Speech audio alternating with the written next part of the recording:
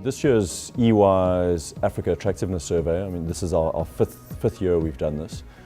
I guess the three most interesting, maybe significant findings this year are, one, on the negative side, the fact that perceptions of investors are slightly down this year, and this is reflected in a decline in project numbers, year-on-year FDI project numbers, by about 8%.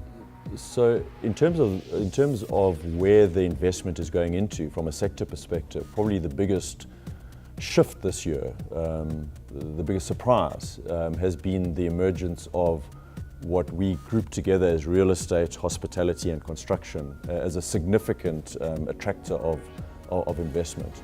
In fact, over 40% of the capital invested into Africa last year was into that sector, largely into new construction projects, anything from building hotels to housing projects, low-cost housing projects, to office complexes or multi-use complexes, as well as buying up real estate. And a number of trends or longer-term trends are probably driving that. I mean, certainly the urbanization is a very real trend in Africa, and the emergence of some kind of key cities, key investment hubs.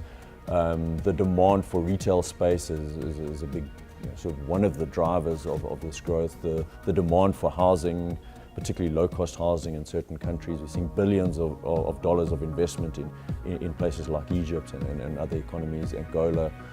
So the need to develop social infrastructure.